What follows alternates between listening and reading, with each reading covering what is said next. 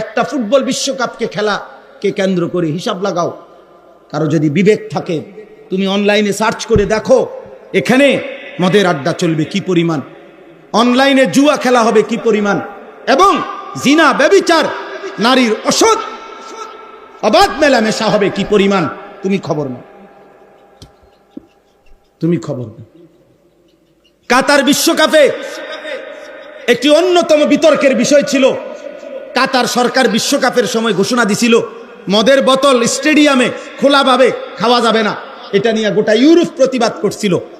অর্থাৎ আলোচ্য বিষয় ছিল যে মদের বোতল কি ঘরের ভিতরে খাইবো না মাঠে খাইবো। জি জি, ব্রাজিল বিশ্বকাপের সময় ওনারা নিজেরা হিসাব দিছিল। ব্রাজিলের কিছু জনগণ প্রতিবাদ করছিল যে আমরা অল্প আয়ের দেশ, এত বড় বিশ্বকাপ আয়োজন করলে আমাদের আর্থিক লস হবে। ব্রাজিল সরকার তখন হিসাব দিছিল, আমি নিজে পত্রিকায় দেখছি যে হিসাবের মধ্যে তাদের আয়ের যে খাত দেখাইছে তার মধ্যে একটা খাত হইল এই বিশ্বকাপ খেলা উপলক্ষে 1.5 মাসে যে পরিমাণ নারী হোটেল ভাড়া নিবে জিনা আর ব্যভিচার আর বেশ্যাবৃত্তির জন্য, এটার মধ্যে বিশাল বড় আর্থিক টাকা আসবে। আমরা বুঝি না, আমরা চাঁদের দেশে থাকি না, আমরা পৃথিবীতে থাকি। বলো আমার একটা ছেলে ভাই, বলো বিবেক যদি থাকে আমার ভাই, বলো ব্রাজিল আর্জেন্টিনার সাথে আমাদের দিন ধর্মের কোন সম্পর্ক আছে? আচ্ছা রাখেন, এটা বাদ দেন। আমাদের রাষ্ট্রের, আমার এই মাতৃভূমি বাংলাদেশের আর্থিক, সামাজিক, পরিবেশগত যেই কোন উন্নয়ন অগ্রগতির সাথে ব্রাজিল আর্জেন্টিনার কোন সম্পর্ক আছে? তো তাহলে আমি কেন ব্রাজিল আর্জেন্টিনা আমার প্রিয় হলো কেন? আমার একটা জিনিস বুঝাও, বাদ দাও আখেরাত, বাদ দাও ইসলামী দৃষ্টিকোণ। বাংলাদেশের উন্নয়নের ক্ষেত্রে, বাংলাদেশের আর্থিক, বাংলাদেশের সামাজিক, বলেন কি সেটা ভাই? দেশের রাষ্ট্রের উন্নয়নের ক্ষেত্রে একজন বলেন, একজন বিবেকবান চিন্তা করো ছেলেরা, যে এই যে ফিফা ফুটবল বিশ্বকাপের আয়োজন করে, ওনারা বলুক এর দৃশ্যমান গোটা বিশ্ব মানবতার মানুষের উন্নয়নে এটার উদ্দেশ্য কি, যে মানুষের কি কল্যাণ হয় এর দ্বারা, এটা বলুক। কথা বুঝেন নাই? ওদেরকে বলতে বলেন মানবতার কি কল্যাণ, মানুষের কি কল্যাণ? কোন কল্যাণ মনে হয় এটাতে? কি কল্যাণ? 3টা দেশে মিলে এবারের বিশ্বকাপ, 3 দেশেই 3টা উদ্বোধনী অনুষ্ঠান হবে। 3টা উদ্বোধনী অনুষ্ঠানেই পৃথিবীর সেরা নর্তকীরা নাচবে। তাইলে ফুটবল খেলার সাথে নর্তকীর উলঙ্গ অর্ধ উলঙ্গ নাচের সাথে কি সম্পর্ক, আর এর দ্বারা মানবতার উন্নয়নের কি সম্পর্ক? বলেন, এটা কি চারিত্রিক উন্নয়ন হবে না আর্থিক উন্নয়ন হবে? কি হবে? কিছুই হবে, কিছুই গুনাহ। আর কি? আর কিছু গুনাহ, গুনাহ। আখিরাত বরবাদ হবে, আখিরাত বরবাদ। এজন্য মদের আড্ডায় যাইও না বাপ, জুয়ার আড্ডায় যাইও না, নেশার আড্ডায় যাইও না। পচা জিনিস, আবর্জনা মানুষ ফেলে দেয়। এই জন্য যে ছেলেরা চরিত্র নষ্ট করছো, আখলাক নষ্ট করতেছ, একদিন ডাস্টবিনের ময়লার মতো এই সমাজ তোমাকে ছুঁড়ে ফেলে দিবে। তোমার দিকে কোনো কুকুর জানোয়ারও ফিরে চাইবে না, করে যা বেটা, বাদ দে বেটা, অসভ্য চরিত্রহীন বেটা, বাদ দে বেটা, বাদ দে। আল্লাহ আমাদেরকে হেফাজত করেন। আপনাদের সবার কাছে আমার অনুরোধ, আপনারা আপনাদের ছেলেকে নষ্ট হতে দিয়েন না, আপনারা আপনাদের মেয়েকে চরিত্রহীন হতে দিয়েন না। বাবা, 14 বছরের ছেলেটা মোবাইল দিয়া কি করে আপনি কি বুঝেন না? 16 বছরের ছেলেটা মোবাইল দিয়া 24 ঘন্টা কি করে আপনি বুঝেন না? আপনার ছেলেটার চুল দেখলে বুঝেন না ও আপনারে বাপ হিসাবে স্বীকার করে নাকি ব্রাজিল আর্জেন্টিনার খেলোয়াড়ের সন্তান? আপনি জিজ্ঞাসা করেন, জিজ্ঞাসা করে, জিজ্ঞাসা করে, জিজ্ঞাসা ওই ছেলেরা জিজ্ঞাসা করেন যে তোর গায়ের গেঞ্জি তোর আব্বার গেঞ্জি না তোর দাদার গেঞ্জি? বলেন। দাঁড়াও বেটা, বসো। বসতে হবে না, বুঝাইলাম আর কি। বলেন আপনারা, একজন বাপ কি এটা জিজ্ঞাসা করবে না যে পুত তুই এটা কি গায়ে দিলি?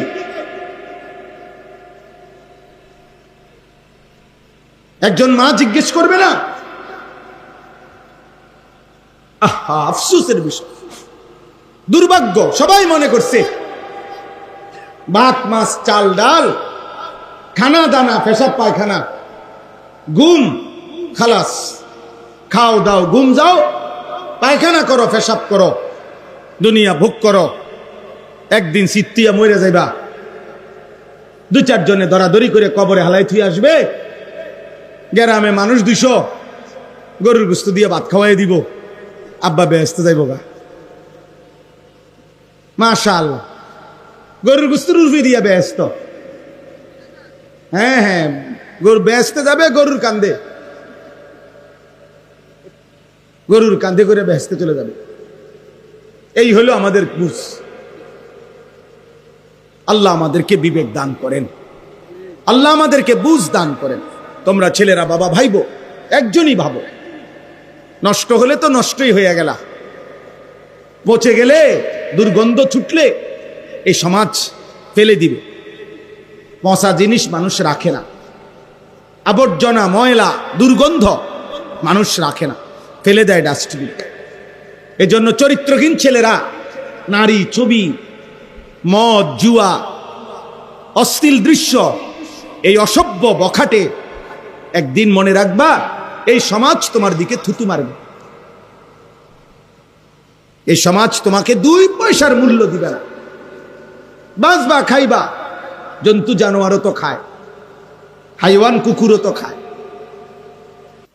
ওয়ায়ুতি কুল্লাযী ফাদলিন ফাদলাহু, আল্লাহ তাআলা বলেন দুনিয়ার বিনিময় তো দেব, সবকিছু উত্তম, আর আখিরাতে তোমার প্রতিটা নেক আমলের বিনিময়ে সর্বোত্তম বিনিময় জান্নাত দিয়ে দেব। ওয়া ইন তাওয়াল্লাউ, এবার আল্লাহ বলেন, নবী বলেন, যদি মুখ ফিরাইয়া নাও আল্লাহর বিধান থেকে, ফা ইন্নী আখাফু আলাইকুম আযাবা ইয়াউমিন কাবীর, তাহলে আমি আল্লাহর পক্ষ থেকে তোমাদের জন্য কিয়ামতের ময়দানের কঠিন আযাবের ভয় করছি। হে আমার জাতি, এই মিথ্যা, চুরি, ডাকাতি, এই জিনা, এই ব্যভিচার, এই মদ, জুয়া, এই গান বাদ্য, মা বোনদের বেপর্দা জীবন, বেনামাজি জীবন, খোদার কসম আল্লাহ বলছে, আমার নবী আপনি বলেন আল্লাহর আযাব আসবে, আখিরাতের আযাব হবে, জাহান্নামের আযাব হবে। আপনারা বলেন ভাই, আমার এই শেষ কথা আপনারা বলেন, ইবলিস আল্লাহর কাছ থেকে বিতাড়িত হলো কেন? নাফরমানির কারণে। নূহ আলাইহিস সালামের কওম পানিতে ধ্বংস হলো কেন? আল্লাহর নাফরমানির কারণে। লূত আলাইহিস সালাম, হুদ আলাইহিস সালাম, শুআয়ব আলাইহিস সালাম, নমরুদ, ফেরাউন, কারুন, হামান, যুগে যুগে প্রত্যেক মানুষ নাফরমান। কেন ধ্বংস হইল? আল্লাহর নাফরমানির কারণে। অতএব পাপ, নাফরমানি আমাদেরকে আল্লাহর আযাব নিয়ে আসে। অতএব এই সমাজের যারা আছেন, আলহামদুলিল্লাহ, এতটা গরমে আপনারা এতটা কষ্ট করে বসছেন, সমস্ত ছেলেদের কাছে আমার শেষ অনুরোধ, আব্বা, শেষ আমার কথা, প্রত্যেকেই একটা নিয়ত করেন যে ফজরের নামাজ পড়ব। বলেন ইনশাআল্লাহ, বলেন ইনশাআল্লাহ। হাত নামান। আমার একটা কথা মনে হয়, ফজরের নামাজ হলো ভিত্তি, ফজরের নামাজ একজন মুমিনের বুনিয়াদ, ফজরের নামাজ একজন মুমিনের খুঁটি। এজন্য হাদিসে আছে, নবীজি বলছেন ফজরের নামাজ পড়া মুনাফিকের জন্য কঠিন, বিশুদ্ধ হাদিস, ইমানদারের জন্য সহজ। এজন্য ফজরের মুসল্লি তার ঈমান মজবুত। আলহামদুলিল্লাহ, আলহামদুলিল্লাহ। হিম্মত করলে পারবেন।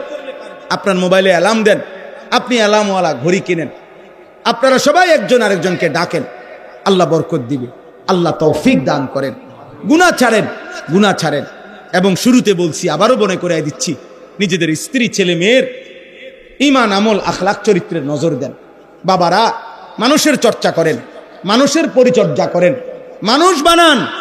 শুধু আসবাব আর ফার্নিচার, শুধু খাট আর বিল্ডিং নয়, মানুষের পরিচর্যা জরুরি।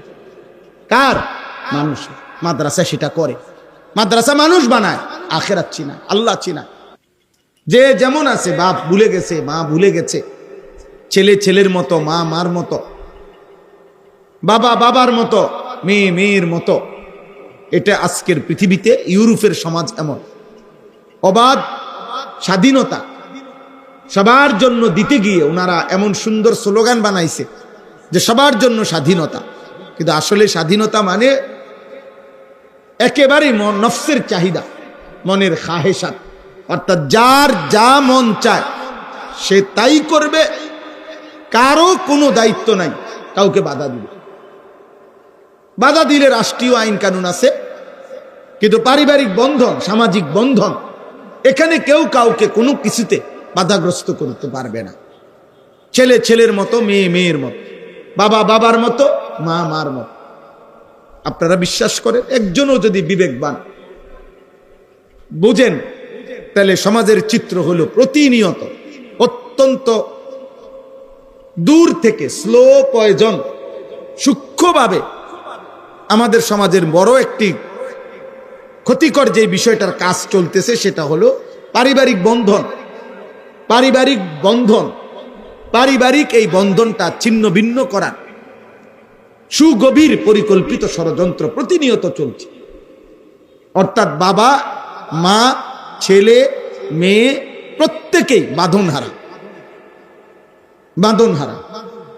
আপনি এইখানে যে ছেলেগুলো যাদের চুলগুলো মুশরিক এবং বেঈমানের মতো, আপনারা এদের একটা ছেলেকে জিজ্ঞেস করেন, ওই যে ও এখনই চুল ঠিক করতেছে, ওরে জিজ্ঞেস করেন, না না আব্বা মাথা নোয়াও কেন, মাথা নোয়াও কেন? তুমি মাথা নোয়াইলে তো আর তুমি এটা অসত্য হয়ে যাবে না, তুমি তো আর এখন চুল ফালাই দিতে পারতা না, তাহলে আর মাথা নোয়াইয়া লাভ কি? কিন্তু আমার কথা হলো, হাসেন না, কথাটা বুঝেন। আমি বুঝানোর জন্য বলতেছি যে একটা ছেলেকে জিজ্ঞেস করেন, ওরে জিজ্ঞাসা করেন, আব্বা যে তোমার এই চুল রেখে তুমি নিজেকে কি বুঝাইতে চাইতেছ? সে বলুক, উত্তর দাও যে তুমি তোমারে কি বুঝাইতে চাইতেছ। আল্লাহর সাথে তোমার সম্পৃক্ততা কোথায়? নবীর সাথে তোমার সম্পৃক্ততা কোথায়? তোমার ধর্মের সাথে তোমার সম্পৃক্ততা কোথায়? আচ্ছা, এগুলোও বাদ দেন। এবার তোমার বাবার সাথে তোমার সম্পৃক্ততা কি? তোমার দাদার সাথে, তোমার বংশের সাথে তোমার সম্পৃক্ততা কোথায়? এটাও বাদ দেন। এবার বলেন তাকে যে তুমি যে পড়ালেখা করো, তোমার যে টিচার, স্কুলের হোক, স্কুলের যে স্যারেরা, তাদেরও তো কারো চুল এমন না। তাহলে এই নাফরমান বলুক যে সে এই চুল চেহারা দিয়ে সে কার মতো সাজলো? না ইসলামের বন্ধন আছে তার সাথে, না তার পারিবারিক বন্ধন আছে তার সাথে। আপনি বলেন, সে তো আর্জেন্টিনার বংশধর না, সে তো ব্রাজিলের কোনো বেঈমানের বংশধর না। দোস্ত, এই জন্য এই যে হাসতেছ, মানে হলো তার সিরা মানুষ, প্রতিবন্ধী, যে যার এতটুকু বিবেক বোধ আসে না যে আমাকে বলতেছে। এটা মনে রাখো বাবা, এটা হলো ওই মানুষের চিহ্ন যে মানুষ প্রতিবন্ধী, মানসিক ভারসাম্যহীন। এজন্য যারা পাগল হয়, ভারসাম্যহীন, ওরা বুঝে না, ওদেরকে যাই বলে সে তাই হাসে, কারণ সে তো কি নাই, মানসিক ভারসাম্য নাই তার। তোমরা বলো বাবা, মাত্র 14 বছর 16 বছর, এত কম বয়সে এত বড় গাদ্দার, যে এই গাদ্দার তার পরিবার, মা বাপ, তার পূর্বপুরুষ, তার ধর্ম, তার সমাজ, তার লোকালয়, তার সংস্কৃতি, তার দেশের কোনো কালচার, কোনো কিছুর সাথে তার সম্পৃক্ততা নেই। তাহলে সে কি বুঝাইতে চাচ্ছে? কও বলো তোমরা, নাহলে প্রতিবাদ করো, বলো, জিজ্ঞাসা করেন। আমি তো শক্ত বললাম আর কি, বলেন। আপনারা সবাই তাকায় তাকায়, আমরা সবাই দেখতেছি সমাজে কেউ কাউকে বাধা দেওয়ার মতো, সামান্য বলার মতো হিম্মত করছে না। এটাই দুশ্মনের ষড়যন্ত্র। দুশ্মন চাচ্ছে এমন ভোতা বানায় দিতে যে এরা শুধু খাবে, ঘুমাবে, উল্লাস করবে, ফুর্তি করবে, দুনিয়া ভোগ করবে, কেউ কাউকে কিছু বলবে না। আচরণগত কোনো বাধা দেওয়ার জন্য যে যেভাবে পারে ওইভাবে দুনিয়া ভোগ করবে, দুনিয়া ভোগ করবে। হ্যাঁ, এই আধুনিক বিশ্বের, পশ্চিমা ইউরোপের স্লোগান কি? আধুনিক স্লোগান হলো, ইউরোপ চাচ্ছে পৃথিবীর মানুষকে কথা বুঝাইতে যে আপনার কোনো কিছুর কোনো মালিকানা আপনার নাই, কিন্তু আপনার কোনো বিষয়ে কোনো দুঃখ নাই। ওরা এইভাবে আপনার দিতে চায় যে আপনার যখন যা মন চায় আপনি শুধু অর্ডার করবেন, আপনাকে পৌঁছানো হবে, আপনার মালিকানা লাগবে না। যতবার আপনার নারী দরকার, যখন যেরকম দরকার আপনি পৌঁছে যাবে। আপনার হালাল হারামের এখানে বাসার কিছু নেই। আপনার দুনিয়া ভোগ করা দরকার, খাবার দরকার, আপনার যে কোনো আইটেম আপনি বলেন, শুধু অর্ডার দিবেন। এটা কি হালাল না হারাম, এই মুরগি কি জবাই করা না মরা, এত কিছু আপনার দরকার কি? আপনার ফাস্ট ফুড আইটেম হইলেই তো হয়েছে। আপনার খাবার না দরকার, আপনার চাহিদা পূরণ হওয়া দরকার। আজকে বলেন নাই, একজন বিবেকবান মানুষ বলেন যে এত কম বয়সে যাদের সাথে পরিবারের বন্ধনও ছুটে গেছে, আল্লাহর বন্ধনও ছুটে গেছে, তো এরা আগামী দিনে কি ধৈরা জীবনটা গঠন করবে? মানে কাকে ধরলো সে? বলো ভাই, তোমরা বলো, একটা ছেলে বলো, সে ধরলো কাকে? একজন মানুষ, একজন ছেলে, সে কি আর্জেন্টিনা ব্রাজিলের একজন খেলোয়াড়কে দেখে জীবন গড়বে? বলো না ভাই, তোমরা বলো ভাই। একজন মুসলমান সন্তান, তুমি বলো সেলুনের ওই বেঈমানের চুল, যে চুলের কাটিং লাগায় রাখছে সেলুনে, ওইগুলা তো যাদের চুল চারিদিকে ঝুলানো সেলুনের মধ্যে, ছবির মধ্যে যাদের চুলের কাটিং, এগুলা তো সবগুলো বেঈমান। তাহলে এই বেঈমানের চুলের কাটিং যদি তোমার পছন্দ হয়, তো তুমি নিজেকে কি বুঝাইতে চাচ্ছ?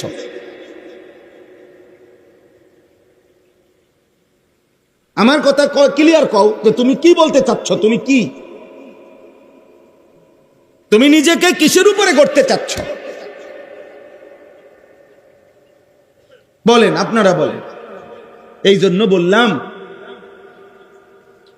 ওমা রব্বুকা লিয়ুহলিকাল কুরা বিযুলমি ওয়া হুম মুসলিহুন। আল্লাহ তাআলা বলছে, যদি ইসলাহ থাকে, সংশোধন, আল্লাহ তাআলা সর্বযুগে মানুষের এই যে ব্যবধান, একজন বাবা একজন ছেলে, একজন মা একজন মেয়ে, একজন বড় ভাই একজন ছোট ভাই, এই যে ব্যবধান রাখছেন, এটা তো এই জন্যই একটা কারণ যে একজন আরেকজনকে টেনে ধরবে। আমি আমার ছোট ভাইকে টেনে ধরতে হবে, তুমি কি করছো? আমার আপন বড় ভাই আলহাজ হযরত মাওলানা মাহবুবুর রহমান আশরাফি, আমার ছাত্র জীবনে আমার স্পষ্ট মনে আছে, আমার একবার চুল 3 বার কাটাইছে সেলুনে, শুধু সামনে পিছনে সামান্য জাররা কম বেশ হয়েছে, সামনে পিছনে বরাবর হয় নাই, এজন্য 3 বার পাঠাইছে সেলুনে। কারণ সে আমার বড় ভাই। তাইলে এটা যদি না থাকে একটা সমাজে,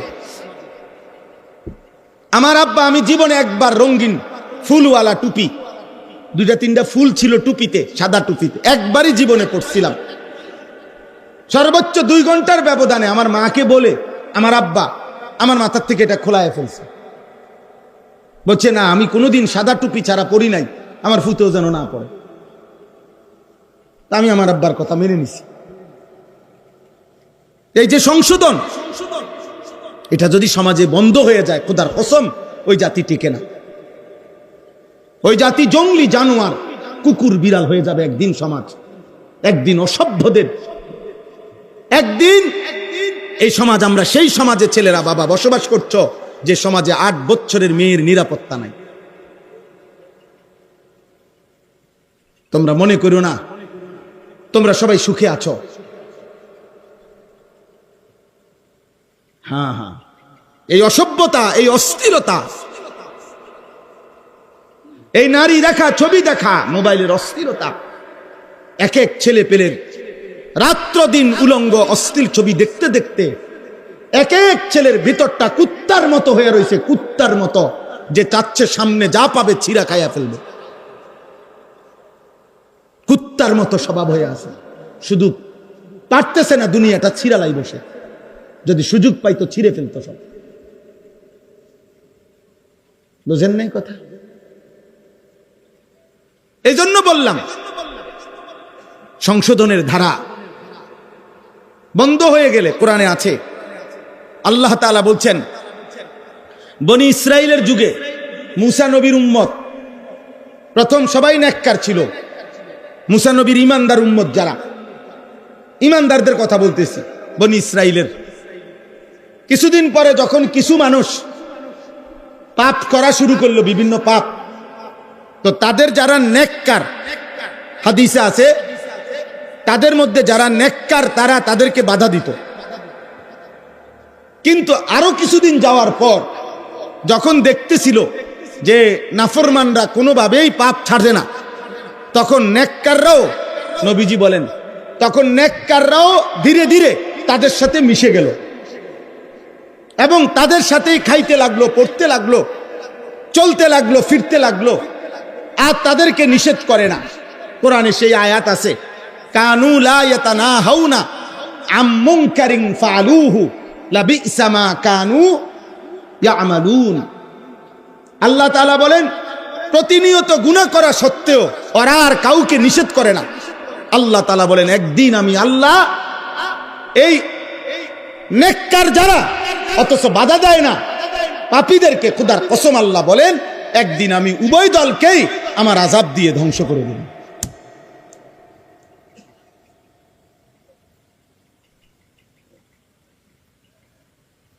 অতএব ছেলেরা, বাবা মনে রাখো, আজ হয়তো তোমাদের দুর্ভাগ্য, অনেকের তোমাদেরকে কেউ টেনে ধরে না, এটা তোমার দুর্ভাগ্য, বদনসিব,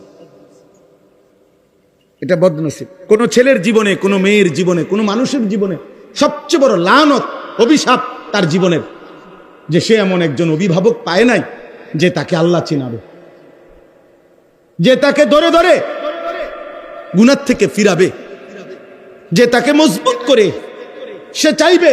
আল্লাহর নবী বলছেন, আমি চোখে দেখছি, আল্লাহর নবী বলছেন, যেরকম আলোর মধ্যে, আগুনের মধ্যে পোকা, সাদা সাদা ফোক আছে না একগুলা, আগুনের সামনে উড়ে উড়ে আইসা পড়ে, তো আল্লাহর নবী এটা উদাহরণ দিয়া বলছে, আগুনের সামনে যেরকম সাদা সাদা পোকা এসে পড়ে, নিজের জীবন নিজে দিয়ে দেয়। আমি যখন মক্কার জমিনে দাঁড়াইছি, সেদিন আমি দেখতেছিলাম মানুষগুলো যেন জাহান্নামের আগুনে এরকম নিজে নিজে ঝাঁপায় ঝাঁপাইয়া পড়তেছে। আর আল্লাহর নবী বলেন, সেদিন আমি এই মক্কার জমিনে দাঁড়িয়ে একটা একটা মানুষকে চেয়েছি, আমার একটা একটা উম্মতকে চেয়েছি কোমরে জড়াইয়া ধরে ধরে জাহান্নামের আগুন থেকে বাঁচাইতে। জাহান্নামের আগুন, আগুন লাগলে মানুষ আর শার্ট লইব না, জামা গায়ে দিব, এই কথাও আর ভাবে না। মানুষ দৌড় শুরু করে, ওই মানুষগুলোকে বাঁচাইতে হবে।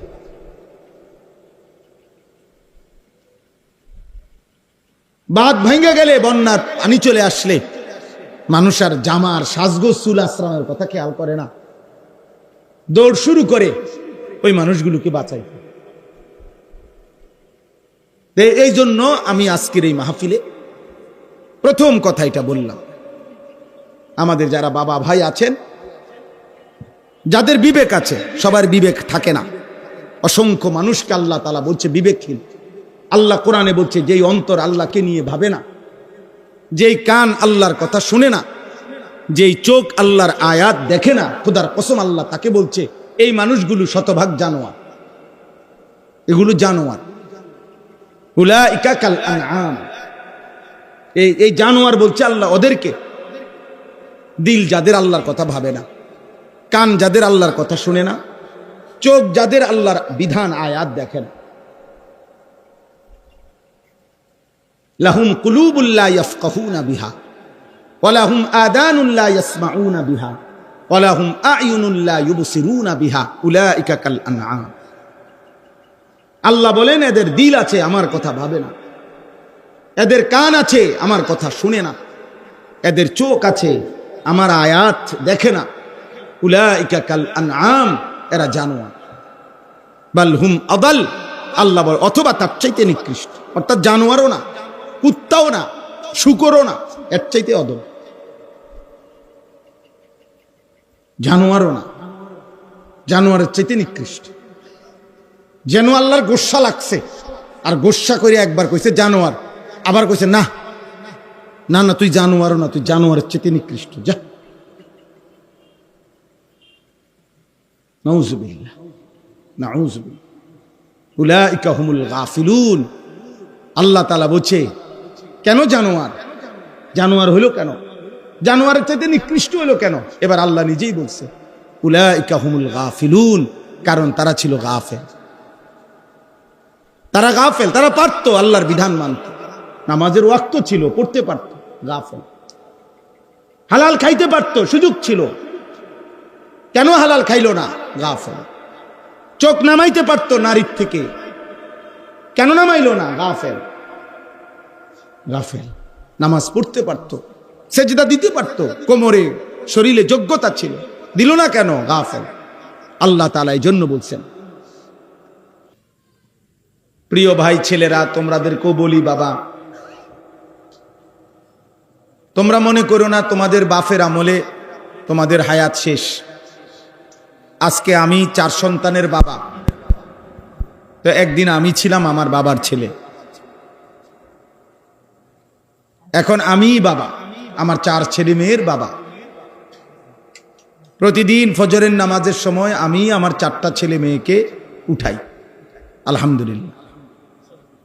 তাইলে আল্লাহ হায়াত দিলে তোমরা যারা আজকে 16 বছর, 18 বছর, 20-25 বছরের ছেলে পেলে, অবিবাহিত বিশেষ করে, অথবা বিবাহের মুখোমুখি, সবার কাছে অনুরোধ, আব্বা তোমার সামনেও একটা প্রজন্ম আসবে। আর আজকে তুমি যদি দিবা রাত্রি এই চরিত্রহীনতা, গুনাহ, অশ্লীলতা, নাফরমানি, অসভ্যতা, নোংরামি, নিজের খেয়াল খুশি মতো জিন্দিগিতে চলো, তো মনে রাখো আমার অনুরোধ, কেউ যদি মনে থাকে তো মনে রেখো, একদিন তোমার বংশধর তোমারে ভীষণ কষ্ট দিবে। আখিরাত তো আছেই, দুনিয়া তো অনেক কষ্ট দিবে, কষ্ট দিবে। আমাগো গ্রাম্য একটা কথা আছে, ওই বাপে ফুতেরে বলছে, ফুত তুই আর আমারে মারিস না। মারতে মারতে আমিও আমার আব্বারে দূরে আনছিলাম, এতে বেশি আর মারিস না, তোর ফুতেও নয়তো এতে বেশি যদি মারস আমারে, তোর ফুতেও তোরে এর দূরে মারবে। ওটা গ্রাম্য কথা আর কি। এই জন্য তোমরা যারা কিশোর যুবক, নওজোয়ান, আল্লাহ নাই, নামাজ নাই, সেজদা নাই, হালাল হারাম পাক নাফাকের কোনো ধারণা, দিবা নিশি মোবাইল নিয়ে ব্যস্ত, নারী, ছবি, মদ, জুয়া, গান, বাদ্য, খেলা, তামাশা, তো এটা মনে রেখো আব্বা, কোনো সন্দেহ নাই, কবর আখেরাত তো কষ্ট হবেই, বাকি দুনিয়ার আগামী হায়াতটাও কষ্টকর হবে, কষ্টকর হবে। এই পাপের বদলা তুমি তোমার পরিবারকে দিয়া আল্লাহ তাআলা ফিরাই দিবে, নাউযুবিল্লাহ। যদি তওবা না করে, যদি আল্লাহ মাফ না করে, যদি বান্দা ফিরে না আসে, ফিরে না আসে, এটা আল্লাহর ওয়াদা, ওয়ালা নুযীকান্নাহুম মিনাল আযাবিল আদনা দুনাল আযাবিল আকবার। আল্লাহ তাআলা বলেন, বহু নাফরমানকে আমি আখিরাতের চূড়ান্ত আযাব দেওয়ার আগেই দুনিয়াতেই আযাবের কিঞ্চিত নমুনা, স্বাদ, মজা দেখায় থাকি, দেখিয়ে থাকি। এজন্য আপনাদের সবার কাছে অনুরোধ, আপনারাও আপনাদের ছেলেদেরকে বুঝান, মেয়েদেরকে বুঝান, ইসলাহ, সংশোধন, এই ধারাবাহিকতা আমরা যেন বন্ধ না হয়। আপনাদের বাবাদের কাছে অনুরোধ, পর্দার আড়ালের মা বোনদের কাছে অনুরোধ। আজকে বেশি আফসোসের কথা এটা, আমার কথা এটাই, মাইলকে মাইল মুসলমান বাবা মা, ছেলেটা 365 দিনে খোদার 1 বছরে একদিনও ফজরের নামাজ পড়ে না। দুর্ভাগ্য মা বাবা বাইচা আছে, একই ঘরে ঘুমায়, এক বাড়িতেই ঘুমায়, কিন্তু দুর্ভাগ্য, বদনসিব মা বাবার, ওই মা বাবা 365 দিনও পারলো না ছেলেটাকে 1 ওয়াক্ত নামাজ পড়াইতে। এ কেমন মা বাবা, এ কেমন সন্তান, এ কেমন পরিবার, এদের জীবন কেমন হবে, এদের আখিরাত কেমন হবে? এই বাবা মা তার সন্তানের জন্য ভালো কি করলো? যাদের চোখের সামনে জীবিত থাকতে ছেলে মেয়ে আল্লাহর নাফরমানি আর গুনাহ আর পাপের মধ্যে বড় হচ্ছে, নাফরমানির মধ্যে বড় হইতেছে। আস্তাগফিরুল্লাহ। আপনি বিল্ডিং দিয়া কি করবেন? খাট পালং আর সোফা আর ফার্নিচার দিয়া কি করবেন?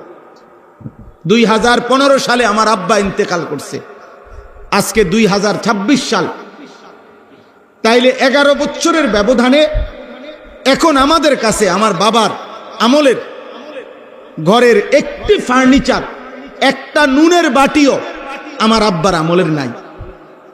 সব এগুলা পুরান মডেল, এগুলা ফালায় দিছে, এগুলা কিচ্ছু নাই। একটা খাটও নাই, একটা বদনাও নাই, একটা নুনের বাটিও নাই। তাইলে দুনিয়া যে যাই বিল্ডিং ঘর ফার্নিচার আসবাব সাজাইতেছেন, এগুলা আপনার বংশধর, আপনার ছেলে নাতি, ওরাই ফেলে দিবে, ওরাই ফেলে দিবে আপনার এগুলা।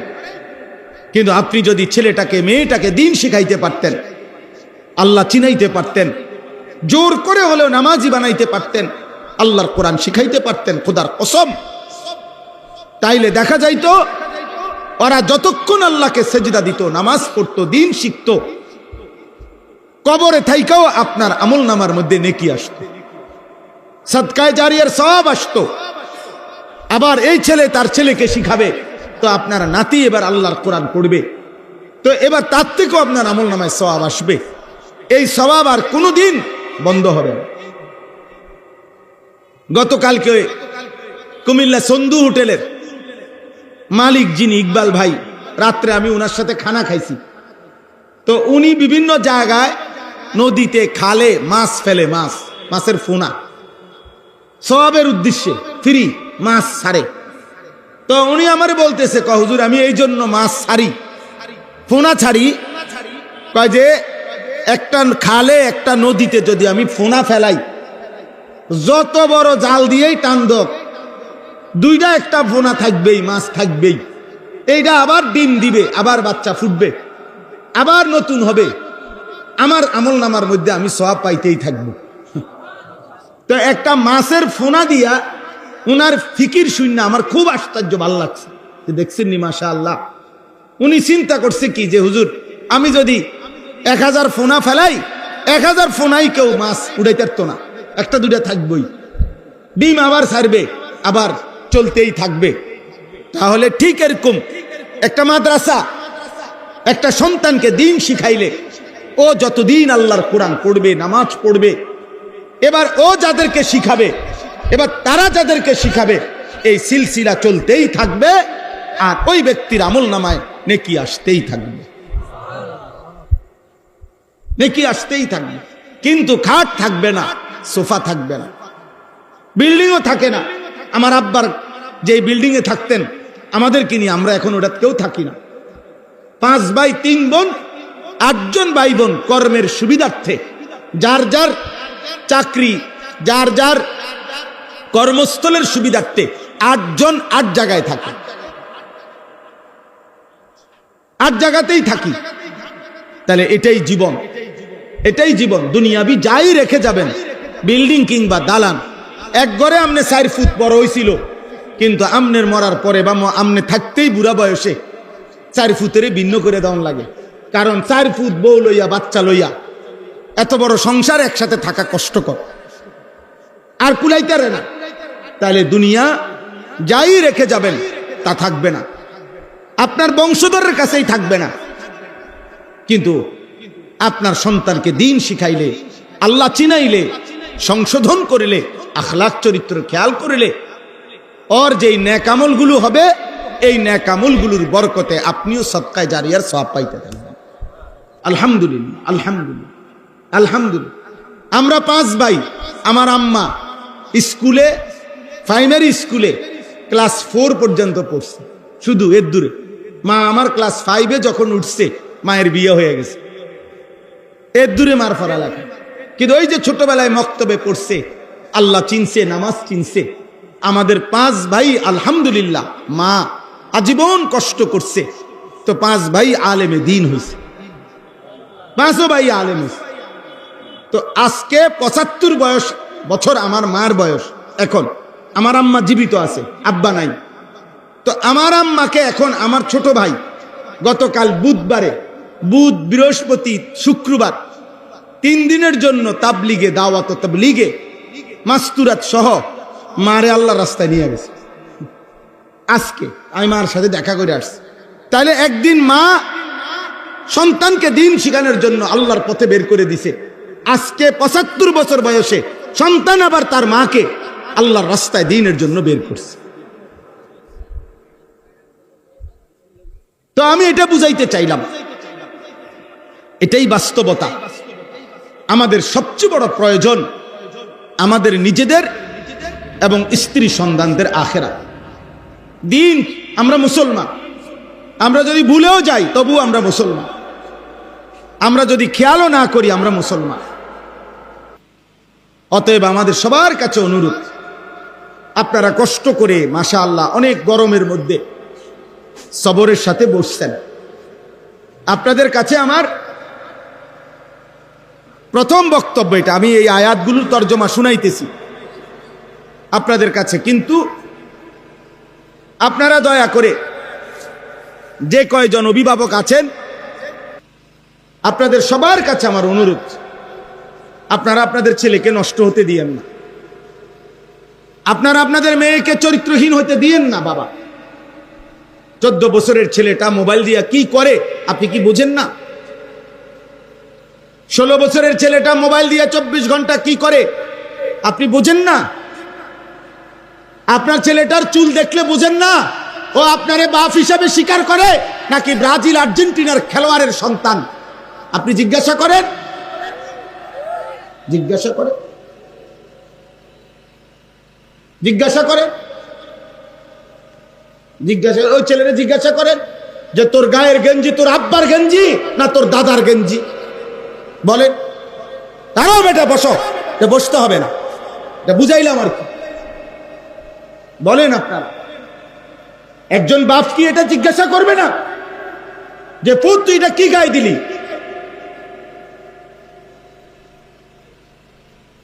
একজন মা জিজ্ঞেস করবে না? আহা, আফসোসের বিষয়, দুর্ভাগ্য। সবাই মনে করছে ভাত মাছ চাল ডাল, খানা দানা, পেশাব পায়খানা, ঘুম, খালাস, খাও দাও, ঘুম যাও, পায়খানা করো, পেশাব করো, দুনিয়া ভোগ করো, একদিন সিত্তিয়া মরে যাইবা, 2-4 জনে দরাদরি করে কবরে হালাই থুই আসবে, গ্রামে মানুষ 200 গরুর গোস্ত দিয়ে ভাত খাওয়াই দিব, আব্বা ব্যস্ত যাইব গা। মাশাআল্লাহ, গরুর গোস্ত রুফি দিয়া ব্যস্ত। হ্যাঁ হ্যাঁ, গরু ব্যস্ত যাবে, গরুর কান্দে, গরুর কান্দে করে ব্যস্ত চলে যাবে। এই হলো আমাদের বুঝ। আল্লাহ আমাদেরকে বিবেক দান করেন, আল্লাহ আমাদেরকে বুঝ দান করেন। তোমরা ছেলেরা বাবা ভাইবো, একজনই ভাবো, নষ্ট হলে তো নষ্টই হয়ে গেল, পচে গেলে, দুর্গন্ধ ছুটলে এই সমাজ ফেলে দিবে। পচা জিনিস মানুষ রাখে না, আবর্জনা, ময়লা, দুর্গন্ধ মানুষ রাখে না, ফেলে দেয় ডাস্টবিন। এজন্য চরিত্রহীন ছেলেরা নারী, ছবি, মদ, জুয়া, অশ্লীল দৃশ্য, এই অসভ্য বখাটে, একদিন মনে রাখবা এই সমাজ তোমার দিকে থুতু মারবে। এই সমাজ তোমাকে 2 পয়সার মূল্য দিবে না। বাঁচবা, খাইবা, জন্তু জানোয়ারও তো খায়, হাইওয়ান কুকুরও তো খায়। খাওয়াটা তো খুব আশ্চর্য কিছু না। দুনিয়া তো আমাদের চাইতে জানোয়ারে বেশি ভোগ করে। একটা হাতি 250 কেজি খাবার খায় একদিন, 90 লিটার পানি পান করে, তো কি? এই জন্য আমি শুরুতে এটা বললাম, একটি মাদ্রাসা সামনে রেখে এই জন্য বললাম, মাদ্রাসা শুধুমাত্র শিক্ষা প্রতিষ্ঠান না, মাদ্রাসা জিন্দিগি গড়ার প্রতিষ্ঠান। মাদ্রাসা মানুষ বানায়, মাদ্রাসা মানুষ বানায়, মানুষ ইনসান বানায়। মাদ্রাসা আল্লাহ চিনায়, মাদ্রাসা আখিরাত চিনায়, মাদ্রাসা গোলামি চিনায়, মাদ্রাসা সেজদা চিনায়। মাদ্রাসা হালাল হারাম চিনায়, মাদ্রাসা পাক নাফাক চিনায়, মাদ্রাসা ঈমান আমল চিনায়। হাজারো প্রতিষ্ঠান দুনিয়ায় টাকা রোজগার শিখায়, এটা করো ভালো চাকরি হবে, ওইটা করো ভালো ইনকাম হবে। এই ইনকাম পয়সা, কিন্তু মাদ্রাসা শুধু পয়সা না, মাদ্রাসা আখিরাত শিখায়। মাদ্রাসা কলিজায় এটা বুঝায় বাচ্চাদেরকে যে রিজিক জাত আসার তা আসবেই, কিন্তু তুমি আল্লাহ চেনো। আলহামদুলিল্লাহ 6 বছরের বাচ্চা, 7 বছরের বাচ্চা আমাদের মাদ্রাসাগুলোতে 5 ওয়াক্ত নামাজ জামাতে পড়ে। আর আমাদের চোখের সামনে যত্রতত্র 18 বছরের দামরা খারাইয়া মুতে। 18 বছর পর্যন্ত পড়ালেখা তারে এতটুকু শিখাইতে পারে নাই যে মুসলমানের বাচ্চা খারাইয়া মুতে না, বৈশা মুছতে হয়, এর দূর শিখে না। এমন দুর্ভাগ্য। পাকও চিনায় না, নাফাকও চিনায় না, কোনটা হালাল কোনটা হারাম। মদও খায়, মধুও খায়, সুদও খায়, ব্যবসার টাকাও খায়, কিস্তিও নেয়। যেমনি পারো প্রয়োজন পূরণ হইলেই হয়েছে, টাকা হইলেই হয়েছে, হালাল হোক হারাম হোক। কিন্তু মাদ্রাসা এটা শিখায় না। মাদ্রাসাটা শিখায় আগে জানতে হবে এটা হালাল কিনা, আগে জানতে হবে এই উপার্জন বৈধ কিনা। আমরা বেউকুফ না, মাদ্রাসার উস্তাদ, মাদ্রাসার ছাত্র, ইমাম, ইমানদার বেউকুফ না রে আব্বা, বেউকুফ না। আখিরাতের বাঁধনে আটকানো, এটা যদি আমরাও ভুলে যাইতে পারতাম তো দুনিয়া আমরাও কামাই কদ্দুর করণ যায় দেখাইতাম। কিন্তু ফ্যাঁসে পড়ে আছি আমরা আখিরাতের বাঁধনে। আমরা বিশ্বাস করি, দিনদার বিশ্বাস করেন। মাদ্রাসা না শুধু, জেনারেল লাইনও অসংখ্য ইমানদার আছে। লক্ষ লক্ষ কলেজ ইউনিভার্সিটির মধ্যেও সৎ চরিত্রবান ছেলে আছে, আমরা অস্বীকার করছি না। কিন্তু দেখা যাবে প্রত্যেক চরিত্রবান ছেলের পিছনে, ইমানদার নামাজি কলেজ পড়ুয়া হোক, ইউনিভার্সিটি পড়ুয়া হোক, এই তার চরিত্র ঈমান আমলের পিছনে খোদার কসম কোনো না কোনো মাদ্রাসা, কোনো না কোনো আলেম, কোনো না কোনো ইমাম, কোনো না কোনো মক্তবের পড়ালেখার তার নির্যাস, তার আসর, তার প্রভাব তার মধ্যে আছে। শুধু বাংলা বই তারে আল্লাহ চিনায় নাই, তারে মক্তবের হুজুরে আল্লাহ চিনাইছে। তারে পদার্থ বিজ্ঞান বই আখলাক শিখায় নাই। পদার্থ বিজ্ঞান বইয়ের মধ্যে আখলাক নাই, জীববিজ্ঞান বইতে আখলাক নাই। উপার্জনের পদ্ধতি আছে। মাশাআল্লাহ, প্রধান অতিথি আসছে, টের পাইছেন কিছু? একটু পরেই টের পাইবেন। আমার সেলিম ভাই আসছে, মাশাআল্লাহ, আল্লাহ কবুল করেন। জনাব আলহাজ সেলিম মাহমুদ, আপনাদের সবার প্রিয় মানুষ, পরিচিত মানুষ। আমরা যখন এখানে আরো বহু আগে, না হয়তো 20 বছর আগে, ছোট মানুষ আমরা যখন অল্প বয়সী তখনই পরিচিত। আমাদের এলাকা, আমার বাড়ি তো আপনাদের বাড়ি, এক বাড়ি আমরা। আমি কিন্তু নাঙ্গলকোটের মানুষ। আল্লাহ আমাদেরকে ভালো রাখেন, কবুল করেন। তাইলে আমি বলতেছি, এই বাগবাড়ি মাদ্রাসার কথা বলতে গিয়ে মাদ্রাসার সামনে দেখে আমি বললাম মাদ্রাসার মাহফিল, আপনাদেরকে বুঝাইতে চাইলাম।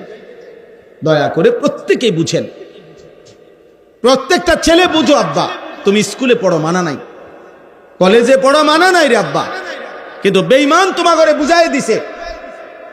কোন না কোন মুশরিক বেঈমান আজকে বুঝাইছে যে স্কুলের পড়লে ছেলেটার আল্লাহর কোরআন শুদ্ধ না হইলেও চলবে, এটা তোমারে ধোকা দিছে। স্কুলে পড়লেও 5 ওয়াক্ত নামাজ না পড়লেও চলবে, শুধু শুক্রবারে জুমার নামাজ পড়লেই চলবে। খোদার কসম, এটা যদি তোমারে যে বুঝাইছে সে শয়তান, সে ইবলিস, সে ইবলিস। বেঈমান ধোকা দিছে, বেঈমান ধোকা দিছে, বেঈমান বুঝাই দিছে তুই স্কুলের ফলা, কাজে তোর চুল চারিদিকে সমান হন লাগতো না, তুই জেনারেল। ইডি হুজুরের বিষয়, ইডি মোল্লা মুন্সির ব্যাপার। অথচ ইসলাম এই ভাগ করে নাই। ইসলামের মধ্যে, কোরআন সুন্নাহর মধ্যে মোল্লার পোশাক, মোল্লার চাল চলন আর এমনি মানুষের চাল চলন 2 রকম, এটা ভাগ করছে ইসলাম। কোরআনে এরকম ভাগ আছে? এটা বুঝি ইসলাম বলছে, নবীজি বলছে এমন?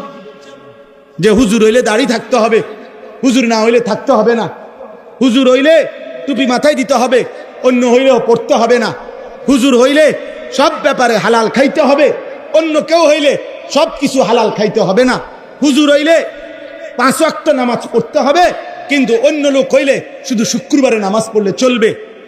তাইলে এই জন্য বললাম, আমার কথা আব্বা বুঝতে শিখেন, এই ছেলেদের প্রতি দয়া করেন, এই ছেলেদের প্রতি দয়া করেন। একদিন ওরা আফসোস করবে, আর একদিন এরা লানত দিবে যে হায় আমার অভিভাবক কেন আমাকে বলল না। কসম আল্লাহর, কোরআনুল কারীমের মধ্যে আছে, প্রত্যেক জাহান্নামী আল্লাহকে বলবে জাহান্নামে যাওয়ার আগে, আল্লাহ যাদের কারণে আমি জাহান্নামী হইলাম ওদেরকে আমি একটু দেখতে চাই, আমার সামনে একটু আনতে হবে। আল্লাহ বলবেন কেন? আল্লাহ তাআলা বলেন ওই নাফরমান বান্দা বলবে, আল্লাহ যাদের কারণে আমি জাহান্নামী হয়েছি, আজকে আমি এখানে তাদেরকে আমার পায়ের নিচে ফেলে তাদের ঘাড় এবং গর্দানের মধ্যে পাও রাইখা মুড়াইয়া এরপরে আমি জাহান্নামে যাব। আজ আমি ওই বাপকে বেইজ্জতি করব যে বাপ আমাকে আল্লাহ চিনায় নাই। আমি 6 বছর বয়সে আমি জিজ্ঞাসা করতে চাই, আল্লাহ আমার আব্বাকে আমি কি অপরাধ করছি যে আব্বা আমার দিন শিখায় নাই কেন? আল্লাহ চিনায় নাই কেন? আমি 7 বছর বয়সে তো গাউরা ছিলাম না, আমার বয়স যখন 16 বছর আছে তখন আমি তেড়া হইছি, কারণ আমার তখন গাঁড় মোটা হইছে। কিন্তু আমার আব্বা চাইলে তো আমার 7 বছর বয়সে আরেকটু শক্ত করে ধরে রাখলে আমার নামাজি বানাইতে পারতো। ওনার টাইম নাই, ওনার টাইম নাই, উনি নিজে খায় বিড়ি, উনি ফুতের কিতা মানুষ করবো? বিড়ি খাই না বেড়াই কেমনে কইব যে ফুত মানুষের মতো মানুষ হও, ফুতে যদি আব্বা আমনের মতো নি, হ্যাঁ বলেন না? এই জন্যই তো পিছায় গেছে, এই জন্যই তো পিছায় গেছে। নিজে নাফরমান, এই জন্য হিম্মত নাই। নিজের টাকা সুদের, তো ও বেটার হিম্মত আসবে কোত্থেকে? অভিভাবকের টাকা, কিস্তির টাকা, হারামের টাকা, ওজনে কম দেওয়া টাকা, ওই হিম্মত পাবে কই? ওই কলিজার মধ্যে হিম্মত পাবে কই? এই জন্য চিন্তা করে বাদ দে, যেমনি হোক মিলা জিলা চললেইছে। নিজের বিবির কাছে, স্ত্রীর কাছে বলে দিচ্ছে, বুঝছি এত রেডি হইতো না, মানুষ হইতো না, অজাত। জিঙ্গাও বিদেশ যাইব নি, জিঙ্গাও ফাটাই দাও বিদেশ, টিয়া পয়সার কিছু লাইন লইছে। বাহ, একজন বাবার জিম্মাদারি শেষ, এটাই জিম্মাদারি। আল্লাহ আমাদেরকে মাফ করে দেন। আপনারা আপনাদের এই ছেলেদের দিকে রহম করেন। আমি প্রতিদিন চিল্লাই, এই সূরা আমি পড়ছি, সূরা হুদ। আপনাদের কাছে এবার এই আয়াতগুলো তর্জমা শুনাই। অল্প একটু মনে তো হয়েছিল শেষ হয়ে যাবে, কারণ কারেন্টের যেই সদবদর, কিন্তু আলহামদুলিল্লাহ আবারও একটু পরিবেশ হইল, এজন্য আবার বলার ইচ্ছা জাগলো। আল্লাহ তাআলা আমাদেরকে তৌফিক দান করেন। আমার প্রথম প্রসঙ্গ সেলিম ভাই আসার আগেই শেষ হয়ে গেছে, সেটা হইল যে আমরা প্রত্যেকেই ইসলাম সংশোধনের চেষ্টা সমাজের মধ্যে অব্যাহত রাখতে হবে। এই কথাটা বুঝছেন কিনা বলেন? বন্ধ রাখা যাবে না। বলে বাদ দাও, যে যেমনে চলুক না আব্বা, তাইলে সমাজ টিকবে না, তাইলে জাতি টিকবে না, তাইলে যে দেশ টিকবে না, জাতি টিকবে না। বরং অন্যায়কারী অন্যায় করতেই চাইবে, কিন্তু কিছু না কিছু মানুষ তাকে ফেরাইবার চেষ্টা করতেই হবে। ছেলে মানতে চাইবে না, বাবার দায়িত্ব তাকে ধরে রাখতে হবে, মায়ের দায়িত্ব তাকে মেয়েকে পর্দানশীল বানাবার চেষ্টা করতেই হবে। এটাই কথা, কোরআনের কথা এটা।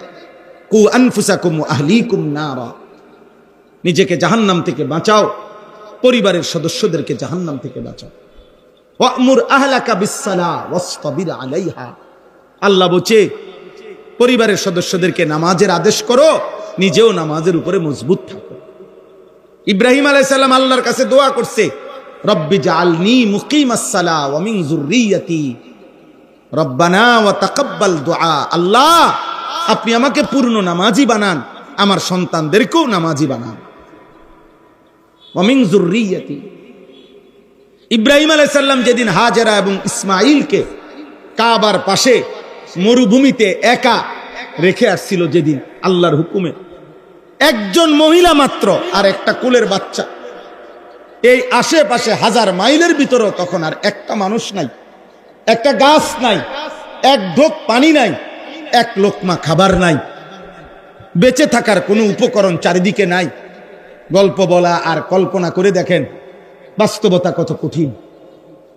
আমি কাহিনী না কইলাম, কিন্তু বাস্তবতাটা ভাবেন তো, বাস্তবতাটা ভাবেন। স্ত্রী এবং ছেলেটাকে কোলের বাচ্চা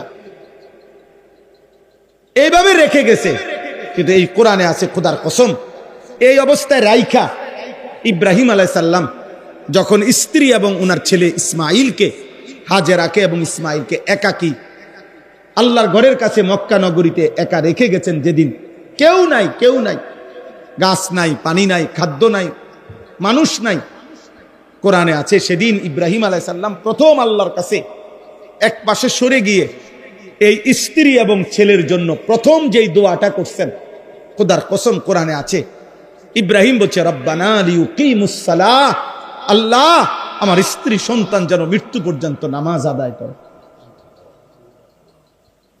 কি ভাই, আমার স্ত্রী সন্তান যেন নামাজ আদায় করে। আল্লাহ পরবর্তী লোকমা খাবার নাই আমি জানি, পানি নাই আমি জানি, বাঁচার কোনো উপকরণ চারিদিকে নাই আমি দেখতেছি মাওলা, আমি এগুলা বুঝি না, আমার এগুলা বুঝার দরকারও না, আমি বুঝতে চাই শুধু আমার স্ত্রী সন্তান যেন নামাজ আদায় করে। কোরআনুল কারীমের মধ্যে আছে ইয়াকুব আলাইহিস সালাম ইন্তেকালের সময় ওনার 12 জন সন্তানকে, ইয়াকুব নবীর সন্তান ছিল কতজন? 12 জন, 10 ভাই, আর ইউসুফ বিনিয়ামিন হেরা 2 ভাই। এ কয়জন হলো? ফানি কূপে ফেলাই দিছে 10 ভাই না, তাহলে এরা 10 জন, আর এখানে এই সংসারে কয়জন? 2 জন, ইউসুফ আর বিনিয়ামিন, এই 2 জন, 12 জন। কোরআনে আছে এই 12 জন সন্তানকে চারদিকে বসাইয়া ইন্তেকালের পূর্ব মুহূর্তে ইয়াকুব নবী একটা কথাই শুধু জিজ্ঞেস করছে। কয়টা কথা? একটা কথা, যে ফুত দলিলে কোনো ফেঁস আসেনি, চাও আরেকবার, কোনো খতিয়ান টতিয়ান ফেঁস লাগছিনি, কোনো অন্য লোকজন আছে, এনে বড় বড় নেতারা আছে, এই সুযোগে কইয়া দাও। বুঝেন না? আপনার চিন্তা, বুড়া মিয়ার চিন্তা, শেষ চিন্তা, আহা মনে হয় আর বাঁচতাম না, এবার কত বছর ধরে ঘুরাইতেছে জমিয়ান বেচবো বেচবো কইয়া, আহ বেচলো না রে, মরেও মনো দুঃখটা থাইকা যাইব কবরে, ওই জমির দুঃখ। এই হলো দুনিয়া আমাদের। অথচ ইয়াকুব নবী বলতেছে, কোরআনে আছে এই 12 জন ছেলেকে পাশে বসিয়ে তিনি মৃত্যুর পূর্বে জিজ্ঞেস করছে, আম কুনতুম শুহাদা ইজ হাদারা ইয়াকুব আল মাউত, ইয়াকুবের মৌতের মুহূর্তে আল্লাহ বলে, সে বলতে চাচ্ছে মা তা'বুদুনা মিন বাদি, আমার 12 সন্তান, আমি শুধু শুনতে চাই আমার মৃত্যুর পরে তোমরা ইবাদত করবে কার? তোমরা কার ইবাদত করবে? আমি শুধু এতটুকু শুনতে চাই। ক্বালু না'বুদু ইলাহাকা ওয়া ইলাহা আবাইকা ইব্রাহিম ওয়া ইসমাঈল ইলাহান ওয়াহিদা। 12 জন সন্তান বলছে, আব্বা কোনো চিন্তা করবেন না, আপনার মৃত্যুর পরেও আমরা ইবাদত করব আপনার যিনি ইলাহ, সেই আল্লাহর, আপনার পূর্বপুরুষ ইব্রাহিম এবং ইসমাইলের যিনি ইলাহ, সেই আল্লাহর, ইলাহান ওয়াহিদা, ওই এক আল্লাহর বন্দিগি করে যাব। ইয়াকুব নবী বলছে আর কোনো পেরেশানি নেই, আমি এতটুকু নিশ্চিত হলাম যে আমার মৃত্যুর পরেও তোমরা আল্লাহর ইবাদত করবে, খালাস। বাকিটুকু দুনিয়া মিলুক বা না মিলুক সেটা আমার বিষয় না, সৃষ্টিকর্তা যিনি, রিজিক দেবেন তিনি, দুনিয়ার প্রয়োজনটুকু পূরণ করে দিবেন তিনি, দুনিয়ার মালিক যিনি। তো দুনিয়ার মালিক কে? আব্বা কে? তো তিনি দিবেন, তিনি দিবেন। এই জন্য এই সূরা হুদ আপনাদের কাছে শুধু বলতে চাই, কোরআনুল কারীমের এই সূরাটি 11 নম্বর সূরা, 11 নম্বর পারায় শুরু হয়েছে। এই সূরার মধ্যে এমন 5 জন নবীর ঘটনা আছে, 5 জন নবীর বিশেষ ঘটনা আছে, যেই 5 জন নবীর উম্মত শেষ মুহূর্ত পর্যন্ত আল্লাহর নাফরমানি, পাপ, গুনাহ, অবাধ্যতার উপরে মজবুত ছিল। যারা 1 সেকেন্ডের জন্য আল্লাহর ইবাদতের দিকে ফিরে আসে নাই, বরং এই 5 জন নবী তাদের এই কওমকে যত হাজার বারে বলছে, লক্ষ বারে বলছে, ওরা প্রত্যাখ্যান করছে। ওরা কি করছে? প্রত্যাখ্যান করছে। আর আল্লাহ তাআলা পরিণতিতে এই 5 জন নবীর উম্মত কওমকে, সম্প্রদায়কে আল্লাহ তাআলা এই পৃথিবীতে একেবারে একসাথে, একই মুহূর্তে, একই সময়ে নিশ্চিহ্ন করে দিয়েছে, আল্লাহর আযাব দিয়ে ধ্বংস করে দিয়েছে। 5 জন নবীর উম্মত, যাদের পুরা কওমকে আল্লাহ শেষ করে দিয়েছে। একেবারে কোলের বাচ্চা, ফেডের বাচ্চা, জোয়ান মানুষ, বুড়া মানুষ, বেডউইথ, বেডিউইথ, সব একসাথে। এই 5 জন নবী হলো: 1 নূহ আলাইহিস সালাম, 2 হুদ আলাইহিস সালাম, এই যে নবীর নামে সূরা, 3 সালেহ আলাইহিস সালাম, 4 লূত আলাইহিস সালাম, 5 শুআয়ব আলাইহিস সালাম। কয়জন হলো? নূহ আলাইহিস সালাম, হুদ আলাইহিস সালাম, সালেহ আলাইহিস সালাম, লূত আলাইহিস সালাম, শুআয়ব আলাইহিস সালাম। কয়জন হলো? 5 জন। এই 5 জন নবী, নূহ আলাইহিস সালামের কওম, হুদ আলাইহিস সালামের কওমের নাম ছিল কওমে আদ, আর সালেহ আলাইহিস সালামের কওমের নাম ছিল কওমে সামুদ, আর লূত আলাইহিস সালামের কওমকে কওমে লূত বলা হইতো, আর শুআয়ব আলাইহিস সালামের কওমকে কওমে শুআয়ব বলা হইতো। শুআয়বের গোত্র, শুআয়বের সম্প্রদায়। এই 4 জন, 5 জন নবীর সম্প্রদায় মৃত্যু পর্যন্ত, ধ্বংস হওয়া পর্যন্ত, চূড়ান্ত আযাবে আল্লাহ শেষ করা পর্যন্ত আল্লাহর নাফরমানির উপরে মজবুত ছিল। কুফরি, শিরিক, মূর্তি পূজা, অশ্লীলতা, বেহায়াপনা, অসভ্যতা, হারাম রোজগারি এর মধ্যে লিপ্ত ছিল। এর মধ্যে 3টা অপরাধের কথা সবগুলো আয়াত পড়লে বোঝা যায়। একটা হলো প্রত্যেকেই আল্লাহর নাফরমানি, শিরিক করত।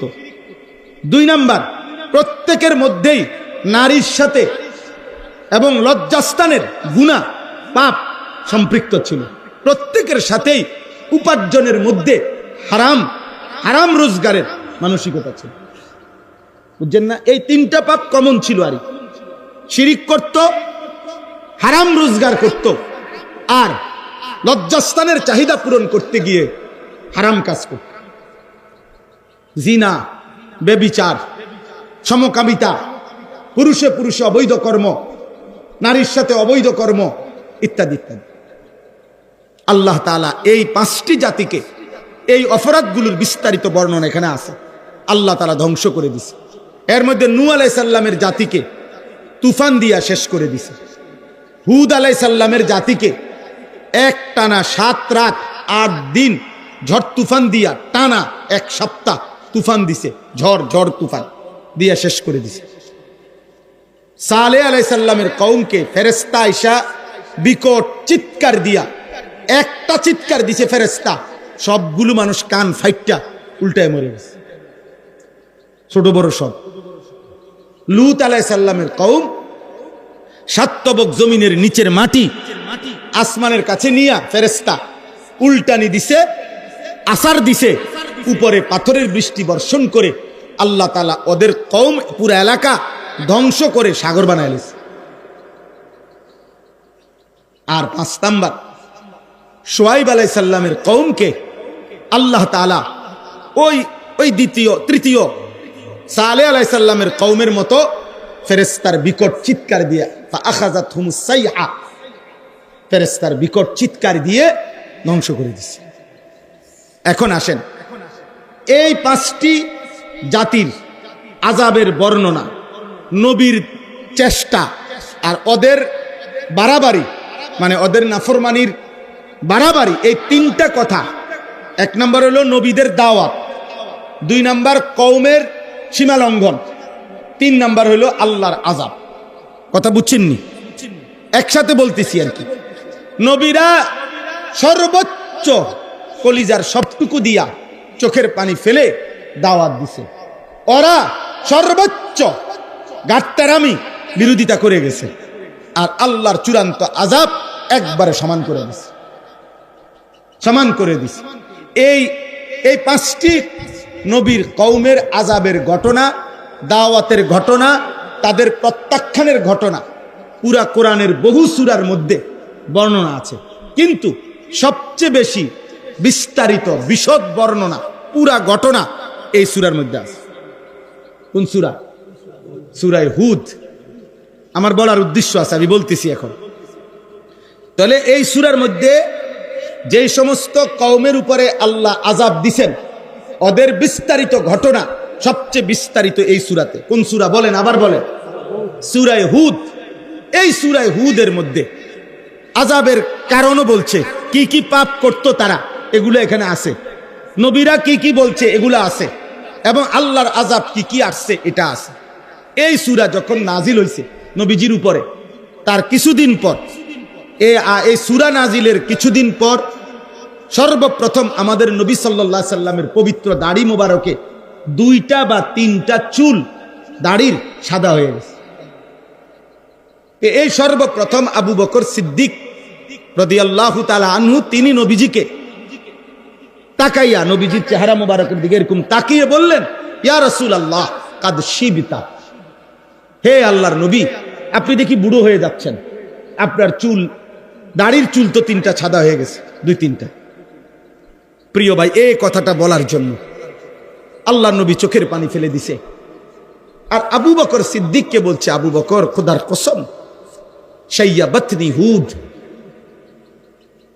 আবু বকর, যেদিন থেকে সূরা হুদ নাজিল হইছে আর আল্লাহ তাআলা নাফরমান জাতির আযাবের বর্ণনা দিছে, ওই মুহূর্ত থেকে আমার কলিজার মধ্যে ভয় ঢুকে গেছে। আমার কওম, আমার উম্মত যদি এই পাপগুলো করে, আল্লাহর আযাব যদি তাদেরকে ধ্বংস করে দেয়, আমার উম্মতের পেরেশানি আমারে বুড়া বানায় দিছে। শাইয়াবাতনি হুদ। নবীজি বলছে, আবু বকর সূরা হুদ আমারে বুড়া বানায় ফেলছে। সূরা হুদ আমারে কি বানাইছে? মানে আমার কওম যদি জিনা করে কি হবে তাদের পরিণতি, আমার কওম যদি ওজনে কম দেয় কি হবে তাদের পরিণতি, আমার কওম যদি পুরুষে পুরুষে অপকর্ম করে কি হবে তাদের পরিণতি, আমার কওম যদি রাহাজানি করে। ওইখানে আছে শুআয়ব আলাইহিস সালামের কওম রাস্তার থেকে মানুষকে ছিনতাই করত, মানুষের সম্পদ লুণ্ঠন করে রেখে দিত। শুআয়ব আলাইহিস সালামের কওম প্রত্যেকটা নাফরমান ওজনে কম দিত। লূত আলাইহিস সালামের কওম নারীদেরকে ছেড়ে পুরুষের সাথে অপকর্ম করত। এইভাবে নাফরমানি করত। দিবা নিশি নাচ গান উল্লাস, হারাম রোজগার, এটাই জীবনের তৃপ্তি, এটাই জীবন। দাদার হায়াত শেষ এই রঙে রঙে, বাপের হায়াত শেষ এই রঙে রঙে, অনফুতের হায়াত শেষ করতে আছে হারামে হারামে হারামে। বাহ বাহ। অথচ আল্লাহর নাফরমানি তো করছে, মনে করতেছে আজ 70 বছর তো এমনি চলতে আছি, কই কিচ্ছু হয় না। আজকে 90 বছর তো আমগো ফ্যামিলি বাটফারির উপরে চলতে আছে, সুদের উপরে, কই কিচ্ছু তো হইছে না। আরে বেটা 70 বছর তো বেশি টাইম না।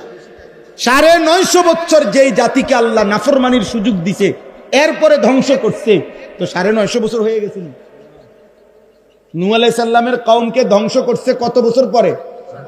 তো নাফরমানি করছে কত বছর? হিসাবটা বুঝছেন নি?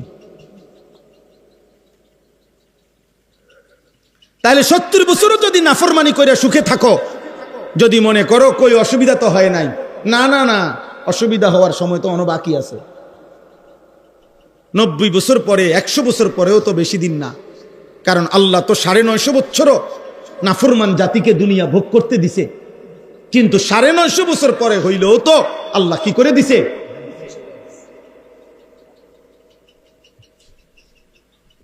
এই জন্য দয়া করে আমার বাপ, আমার ভাই, এই গভীর রাতে আমি তো বললাম আমার মেহমান ভাইরা সবাই আসছেন দেখা আরেকটু বাড়াইলাম। তো আমার উদ্দেশ্য এটা বুঝানো, এই সূরা হুদ নবী কাঁপতে থাকছে, যাদের বিবেক আছে সুযোগ আছে সূরা হুদের তর্জমা পড়েন।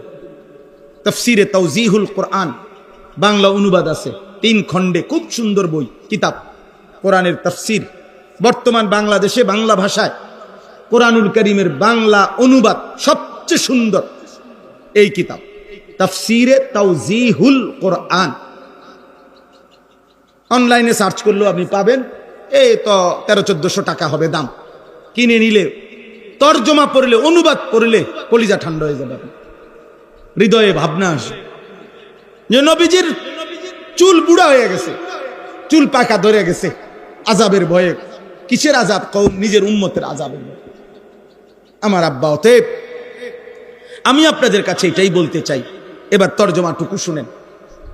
সূরা হুদের শুরু দিয়া আল্লাহ তাআলা বলেন আলিফ লাম র, এই 3টি অক্ষর কোরআনুল কারীমের মুজিজা। কোরআনুল কারীমের 29টি সূরার শুরুতে এরকম কিছু অক্ষর আছে, কোথাও 1 অক্ষর, 2 অক্ষর, 3 অক্ষর, 4 অক্ষর, 5 অক্ষর, যেগুলো আল্লাহ তাআলা নবীজি সাল্লাল্লাহু আলাইহি সাল্লামের সাথে তার অর্থ বলে ব্যাখ্যা বলে রেখে দিয়েছেন। বলছে বন্ধু আপনি আর কোনোদিন কাউকে বলবেন না, এই শব্দগুলোর তর্জমা ব্যাখ্যা আমি জানি আর আপনি জানেন। তো আপনি কাউকে অনুগত অবাধ্য কাউরে বলবেন না, মানে আপনার সাহাবাদেরকেও না, বেঈমানদেরকেও না। কেন? এইটা আমার মুজিজা, কিয়ামত পর্যন্ত আমি কোরআন চ্যালেঞ্জ দিয়ে রাখলাম, যদি কিয়ামত ইসরাফিলের ফুর দিনও কেউ বলে কোরআন মানুষের বানানো, তাইলে বেঈমান তুই ব্যাখ্যা করে দে এই অক্ষরগুলোর ব্যাখ্যা কি। সুবহানাল্লাহ। কোরআন প্রতিদিন চ্যালেঞ্জ ছড়ে পৃথিবীবাসীর কাছে যে হে পৃথিবীবাসী, তোমাদের যদি, কারণ মানুষের নিয়ম হলো 2000 বছর আগের শিলালিপি, আজ থেকে 5000 বছর আগের মাটির গভীর থেকে লিখিত কোনো পাথরের টুকরায় আঁকাউকি শিলালিপি যেগুলারে কয়, ওই জাদুঘরের মধ্যে থাকে, এগুলোর মর্ম, এগুলোর অর্থ, এগুলোর শব্দ ব্যাখ্যা করতে পারে আধুনিক বিদ্যা, আধুনিক প্রত্নতত্ত্ব 5000 বছর আগের লেখার অর্থ উদ্ঘাটন করতে পারে, 3000 বছর আগের লেখার আঁকি উঁকি এগুলার অর্থ বাইর করতে পারে। বুঝছেন কি না? এটা আধুনিক এই প্রত্নতত্ত্ব বিদ্যা আলাদা বিষয়, কিন্তু এত কিছু উদ্ঘাটন করতে পারছে। আটলান্টিক মহাসাগরের শেষ তলদেশে কি আছে এটা জানে, প্রশান্ত মহাসাগরের তলদেশে হিমালয় পর্বতের চূড়ায়, এখান থেকে সৌরজগৎ পুরাটা ঘুরে ফেলছে, কিন্তু আজ পর্যন্ত পৃথিবীর কেউ বলতে পারে নাই কোরআনুল কারীমের এই অক্ষরগুলোর ব্যাখ্যা কি। মালিক বলেন আমি যেহেতু বলবো না বলছি, আর কোনোদিন কেউ বলতেও পারবে না। কোরআন মুজিজা, কোরআন মুজিজা। দোস্ত আমার, ভাই আমার, আল্লাহর কোরআন যে দেখে দেখেও পড়তে পারো না, আল্লাহর কোরআন যে চোখ দেখে দেখেও পড়তে জানে না, আমি বললাম তোমার চাইতে দুর্ভাগ্য কপাল এই পৃথিবীটার কারণ। তুমি বদনসিব, তুমি দুর্ভাগা, তুমি মুসলিম পরিচয়ের কলঙ্ক, তুমি মুসলিম পরিচয় অপমান, অপমান। কারণ কোনো কারণ নাই। এখানে আপনারা যারা জেনারেলও আছেন, বুড়া যার বয়স 900 বছর, এমন 900 বছরের কোনো বুড়াও যদি থাকেন, আমি আপনাকেও বললাম খোদার কসম, আল্লাহর কোরআন আপনার জন্য শিখা সম্ভব, সম্ভব, সম্ভব, সহজ, সহজ।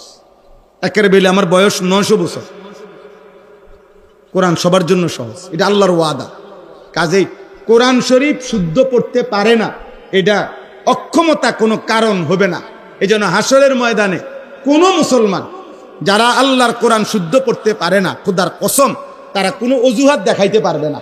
অজুহাত একটাই, গাফলত। বুঝেন নাই কথা? অজুহাত কি? অলসতা, অলসতা, আর কোনো কারণ না। এই জন্য কোরআন শিখেন, কোরআন শিখেন।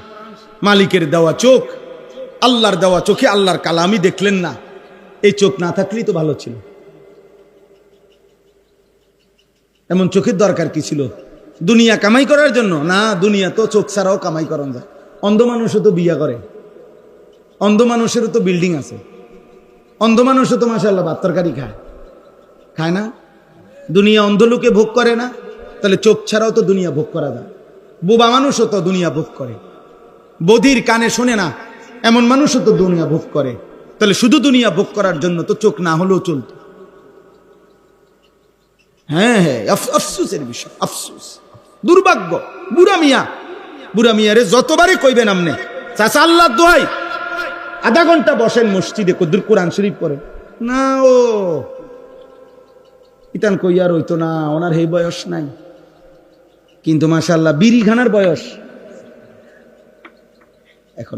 এখনো দুধ দিয়ে সাদওয়ানে মাশাআল্লাহ। এই ব্যাপারে কোনো ক্লান্তি না। চিকন একটা টুল বইয়াও আরাম নাই, এই চিকন একটা চুলটা সাদওয়ানের, এটার মধ্যে উনি 4 ঘন্টা বইয়া থাকে। এমন ডাকাত, এই ডাকাত এনে বইয়া থাকে 4 ঘন্টা, কিন্তু আল্লাহর ঘর মসজিদে 10টা মিনিট বইব, একটা অক্ষর শিখেন না। আলহামদুলিল্লাহ এইটাই 50 বার কইয়া আপনি জানগা না। আজ শেষ ছুটি, কালকে আবার রব্বিল আলামিন, রব্বিল আলামিন এটা শিখে জানগা না। এটাও কি সম্ভব না? আরে কথা বলেন না আব্বা। এমনও যদি শিখতো আউযু বিল্লাহ, আউযু বিল্লাহ, আউযু বিল্লাহ, তাইলেও 6 মাস পরে দেখা যাইতো ওনার 5টা সূরা ঠিক হয়ে গেছে। না, ওনার শরীরে দেয় না, শরীরটা শুধু সাদওয়ান, শুধু বন, বিড়ি, চা, আর শুধু গীবত, বদনাম। এই যে এনে বইছে 3 ঘন্টা যাবত, 6 ঘন্টা যাবত, একজনের লগে একজন জু উড়াই দিছে, মেম্বার বালানা, চেয়ারম্যান বালানা, এতে বালানা, হেতে বালানা, এতের বেডি বালানা, হেতের বেড়া বালানা, মানে বলতেছে অনুভব, কে হুনে কার কথা, কার কার্যা কে করে, কীর্ত করে, শুধু শুধু শুধু শুধু মিথ্যা বললাম। আস্তাগফিরুল্লাহ, আস্তাগফিরুল্লাহ। কি অর্থ আছে, কি অর্থ আছে? আল্লাহর কোরআন শিখেন। আমি তো প্রতিদিনের জন্য বলি, প্রত্যেকটা মসজিদ মাদ্রাসায় আপনারা ফিকির করিলে চারিদিকে এমন, বর্তমান বাংলাদেশে আল্লাহর দয়ায় এমন 10 কিলোমিটার, এমন 5 কিলোমিটার জায়গা সারা বাংলাদেশে নাই যেখানে কোনো না কোনো মাদ্রাসা নাই। বুঝেন নাই কথাটা? তো এই যুগে আইসা উনি কেমনে বলবো? আজকে যদি হইতো হুজুর আমার বাড়ি আছিল লাকসাম, মাদ্রাসা হইলো চিটাং, আমি গেলাম হইলে, কিন্তু আমি এত লম্বা খরচ মিলে পারছি না, কিন্তু আমার ঘর এখানে, মাদ্রাসা এখানে। এই লোকটা কেমনে বলবে আমি আল্লাহর কোরআন শিখতে পারি নাই? কোনো কারণ দেখাইতে পারবে? কথা বলেন না, পারবে? দয়া করে শিখেন, দিন শিখেন আব্বা, দিন শিখেন, দিন শিখেন। এমন সুন্দর হায়াত শেষ করে দিয়েন, আল্লাহ আমাদেরকে তৌফিক দান করে। কিতাবুন উহকিমাত আয়াতুহু, আল্লাহ তাআলা বলেন যতগুলো আয়াত আমি এই কোরআনে নাজিল করেছি, যুক্তি, দলিল, প্রমাণ সবকিছু দিয়ে মজবুত। পৃথিবীর সর্বশেষ ব্যক্তি মিলেও একসাথ হয়েও কোনো যুক্তি, তর্ক, কোনো গবেষণা, কোনো কিছু দিয়ে আমার কোরআনের একটি সিদ্ধান্তকে ভুল, অযৌক্তিক, অবাস্তব, অপ্রাসঙ্গিক প্রমাণ করতে পারবে না। উহকিমাত অর্থ হইল মজবুত। এজন্য পৃথিবীর যত জায়গায় যত নাস্তিক, যত মুরতাদ, যত আল্লাহদ্রোহী, সর্বযুগে যত নারী কিংবা পুরুষ আল্লাহর কোরআনের বিপরীত কোনো মতামত, যুক্তি দেখাইতে চায়, ওরা মূলত তার কাছে এটা ভুল প্রমাণিত হয়েছে এই জন্য না, ওই নির্ধারিত কোনো বেঈমানের টাকা খেয়ে এই জন্য ওইটা এক ইউমাত্তিউকুম মাতাআন হাসানান ইলা আজালিম মুসাম্মা। সুবহানাল্লাহ। আল্লাহ বলেন বাকিটুকু হায়াত, দুনিয়ায় যে কয়দিন থাকবা, আমি আল্লাহ ওয়াদা দিলাম তোমার জীবনের দুনিয়ার সমস্ত উপকরণ, মাতা মানে তোমার প্রয়োজনীয় যাবতীয় উপকরণ, আসবাব আমি তোমাকে দেব। শুধু দেব না, হাসানান, প্রত্যেক ক্ষেত্রে যেটা উত্তম, যেটা পবিত্র, যেটা হালাল, এটা আমি তোমাকে দিয়ে দেব। শুধু নারী না, পবিত্র স্ত্রী দেব। শুধু টাকা না, হালাল টাকা দেব। কি টাকা দেব? হালাল টাকা দেব। হালাল টাকা, হালাল টাকা দেব, হালাল পূরণ করব। শুধু নারী দিলে তো গুনাহ হবে, যে যেটা চাও ওইটাই চাও, না না, পবিত্র স্ত্রী, শুধু টাকা দিলে তো হালাল হারাম মিশে যাবে না, হালাল টাকা দেবে। এ মাতা আন হাসানান অর্থ হইল তোমার সমস্ত বৈধ পূরণ, প্রয়োজন পূরণ করব, তবে তা কি দিয়ে? হালাল দিয়ে। আমি আল্লাহর পক্ষ থেকে যা পবিত্র তা দিই। সুবহানাল্লাহ। এই জন্য আব্বা মনে রাখবেন, এক হইল লাভ, এক হইল বরকত। লাভ হইল বাড়ে যা, বরকত হইল হালালের মাধ্যমে যা প্রয়োজন পূরণ করে। এই জন্য কারো লাখ টাকা ইনকাম কিন্তু কিস্তি চলে 4টা, কারো 10,000 টাকা বেতন কিন্তু আলহামদুলিল্লাহ কিস্তি নাই একটাও। বুঝেন নাই? হ্যাঁ, ইমাম সাহেব বেতনই মাত্র 10,000, বেতনই 12,000। আলহামদুলিল্লাহ খুদার 1 মাস ইজ্জতের সাথে বউ বাচ্চা নিয়ে চলে, রাতেও চুরি করে না, দিনেও চুরি করে না, হারাম রোজগার করে না। আল্লাহ তাআলা এটুকু দিয়েই হালাল ভাবে তার প্রয়োজন পূরণ করে। আর অসংখ্য নাফরমান আছে যারা লাখ টাকা ইনকাম করে কিন্তু কিস্তি চলে 4টা, কিস্তি চলে 6টা। হারামে বরকত হয় না। হারামে কি হয় না? বরকত হয়। কোনো হারামখোরের জীবনে সুখ নাই। আমি চ্যালেঞ্জ, আপনি যদি কোনো থাকে জানা আমার কইলে আমি কোথায় চাইতে যাবো, আমার নিজস্ব গাড়ি আছে, নইলে সেলিম বেটে লই যান, আমি চাই চলে। হ্যাঁ, আমরা তদন্ত করুন। আমি চিনি হারামখোরের জীবন অসংখ্য অসংখ্য আমাদের কাছে দোয়া চায়, যখন বাচ্চার মতো কাঁদে, বাচ্চার মতো কাঁদে। 400 কোটি টাকা, 1000 কোটি টাকা, কিন্তু কষ্টের কথা আমরা জানি। হারামখোর সুখে নাই। হারামখোর কি নাই? সুদখোর সুখে নাই। কোরআনে আল্লাহ বলছে, সুদখোর আমি স্পষ্ট তোর সাথে যুদ্ধ ঘোষণা করলাম। ঠিক আছে, আমি তোর লগে যুদ্ধ করব, দেখি নাফরমান তুমি তোমার হারামে অভাব পূরণ করবা, আর আমি আল্লাহ বললাম আমি তোর অভাব পূরণ করব না, দেখি তোর কোন আব্বা আমি আল্লাহ থেকে তোরে হেফাজত। কোরআনের আয়াত, ফাজানু বিহারবিন মিনাল্লাহ। সুদখোরের বিরুদ্ধে যুদ্ধের ঘোষণা দিছে কে? আল্লাহ আমাদেরকে হেফাজত করে। দুনিয়া হালাল চাই ভাইয়া, আমরা বুঝি আব্বা। হ্যাঁ, এই সবাই দিনদার যারা হালাল পথে চলে, হুজুর বলেন আর সাধারণ মানুষের মধ্যে, ওরা বেকুব এই কারণে না, ওরা আখেরাতের কারণে। আপনি বেকল ঠাউরাইয়েন না, বুঝেন নাই কথাটা? আমি বেউকুফ না। হ্যাঁ, বাটপারি সিটারি করিলে এটা সবাই বুঝে। এটার জন্য বিরাট কোনো ডিগ্রি লাগে না। 3টা কমলা ফসা দিয়া 1 ডজন কমলা কেমনে বেচতে হয়, এটা ভিক্টোরিয়া কলেজের ডিগ্রি লাগে না। ওই সিটারের লগে থাকলে হয়। এই বাটফারের লগে 2 দিন থাকলে আপনি বুঝবেন কেমনে ফসাটা দেয়। 100 গ্রাম গোস্ত কম দিয়া 1 কেজিটা ধরে রাখতে হয় কেমনে, এইটার জন্য আপনি ঢাকা ইউনিভার্সিটি ফরন লাগতো না। ওই বাটফারের লগে আপনি কয়দিন থাকলে বুঝবেন। বুঝেন নাই কথাটা? এটা না বুঝার কি আছে? 1 লাখ টাকা দিলে কত টাকা সুদ আইব, এটা বুঝার জন্য বুঝি ডিগ্রি লাগে? হ্যাঁ বলেন, এটার জন্য কোনো ডিগ্রি লাগে না। হ্যাঁ, অতএব আখিরাত মূল বন্ধন কোথায়? ইমানদার আটকায় আছে কোথায়? আখিরাত। আখিরাতের ভয়, কবরের ভয়, কবরের। এর জন্য দোস্ত আল্লাহ বলছে বৈধ প্রয়োজন পূরণ করবে। নারী দেখতে হবে না, হালাল পবিত্র স্ত্রী দেবে, হালাল পবিত্র স্ত্রী দেবে। আজকে তোমরা অসংখ্য যুবক, অল্প বয়স আব্বা, আমি সবসময় আফসোস করি, মাত্র 16 বছর, এত নর্তকী, এত নারী, এত উলঙ্গ ছবি যদি এত কম বয়সে আব্বা দেখে ফেলো, আগামী জীবন তুমি কেমনে বাঁচবা? এই পৃথিবীতে আল্লাহর কোরআনে আল্লাহ বলছে, নারীর প্রতি আসক্ত যে, নারীর সাথে যে হারাম জিনা ব্যভিচার, হারাম প্রেম, হারাম সম্পর্ক যে করে, খোদার কসম আল্লাহ তাকে বলছে সে খবিস। সূরা নূরের মধ্যে আছে, আল খাবিসাতু লিল খাবিসিন। এটা খবিস, খবিস, এটা খবিস, সবচেয়ে নিকৃষ্ট, এটা সবচেয়ে নিকৃষ্ট খবিস, এটা নাউজুবিল্লাহ। আল্লাহ তাআলা ওয়াদা দিছে, খবিস পুরুষ চরিত্রহীন, অপেক্ষা করো, আমি আল্লাহ বললাম তোর স্ত্রী মিলবে খবিস। নাউজুবিল্লাহ। এজন্য দোস্ত যুবক, আবারও বলছি, মোবাইলের এই হারাম নারী ছবি, অশ্লীলতা, যাদের সাথে কোনো মেয়ের সাথে হারাম প্রেম আছে, হারাম সম্পর্ক আছে, খোদার কসম এটা জিনা। জিনা জিনা। ভালোবাসা কখনোই অবৈধ জায়গায় ভালোবাসা হয় না। প্রেম ভালোবাসা এই শব্দটুকু যদি পবিত্র, এটা কখনোই কোনো হারাম জায়গায় হবে না। এই জন্য অবিবাহিত নারী পুরুষের অথবা বিবাহ বহির্ভূত নারী পুরুষের যে কোনো সম্পর্ক এটা জিনা, এটা প্রেম না,